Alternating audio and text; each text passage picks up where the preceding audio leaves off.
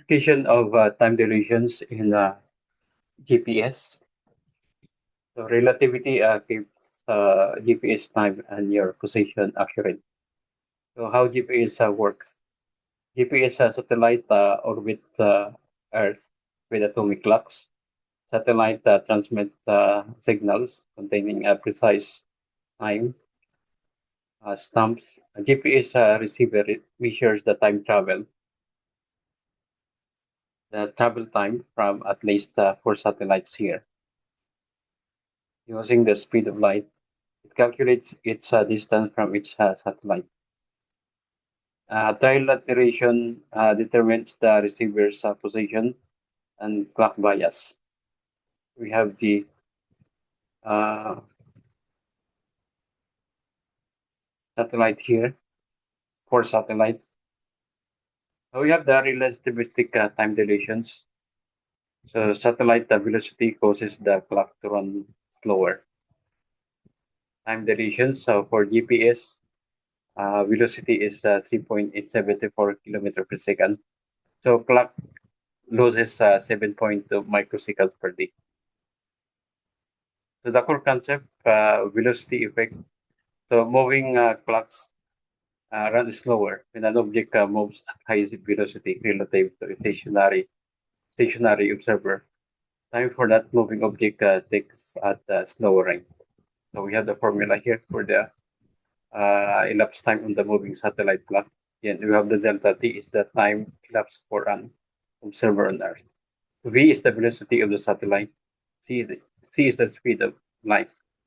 So since the term under the square root is less than 1, the moving object always records this time delta t, e, delta t prime less than delta t.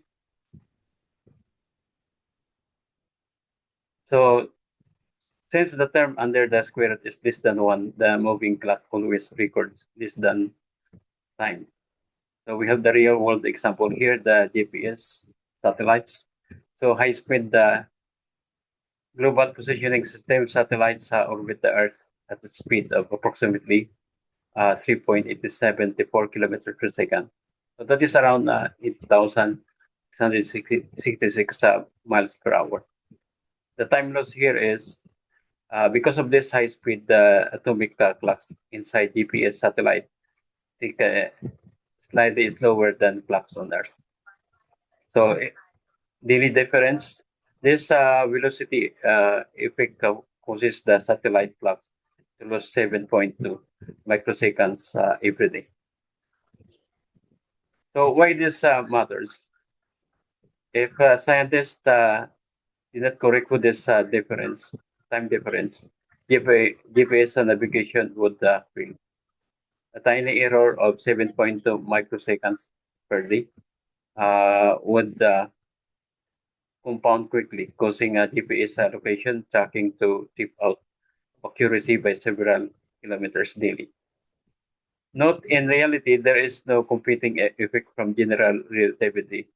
In reality, there is a competing effect from general relativity, where gravity makes the satellite clocks run faster by about 45.8 microseconds per day.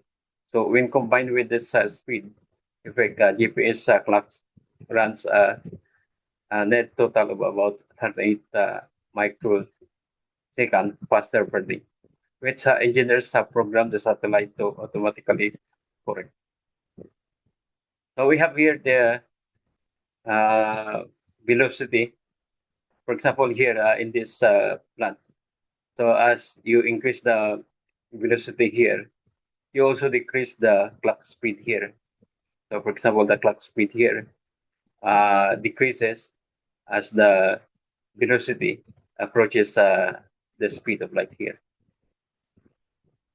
General relativity, gravitational effect, weaker gravity at high altitude causes the clock to run faster.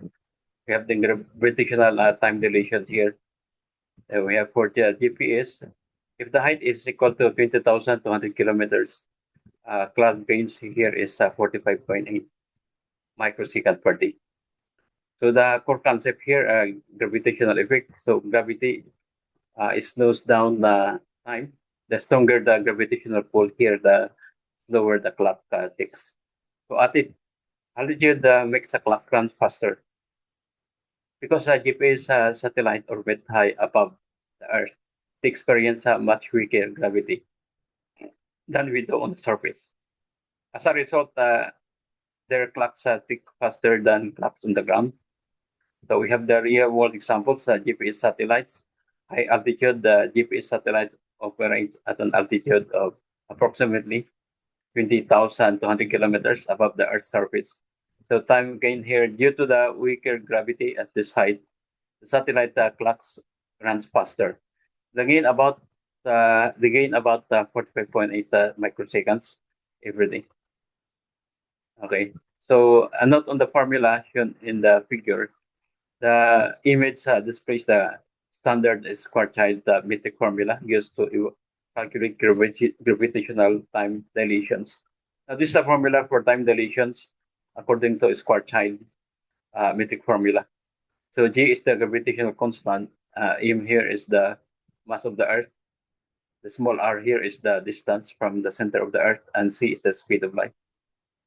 So not on a small typo in the graphic. The graphic writes greater than 1 next to this square root. Mathematically, subtracting a positive number from 1 under square root always results in a number less than 1. So what the graphic is trying to convey graphically is that the time ratio of the satellite clock relative to the Earth clock is greater than 1. So the time for the satellite is greater than the time for the Earth because the satellite is farther out. So the our satellite here, the radius, is greater than the radius of the Earth. So the big picture, combining both effects to make a GPS work, engineers must combine the two opposing effects we have looked at. Special relativity, here the speed makes the satellite clock lose 7.2 microsecond per day because it moves faster.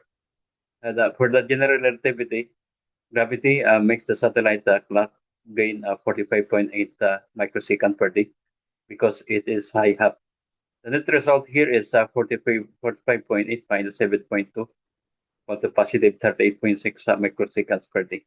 Now, because of this net gain, GPS satellite clocks are intentionally programmed to tick slightly slower before they are launched into space, so that they perfectly match clocks on Earth.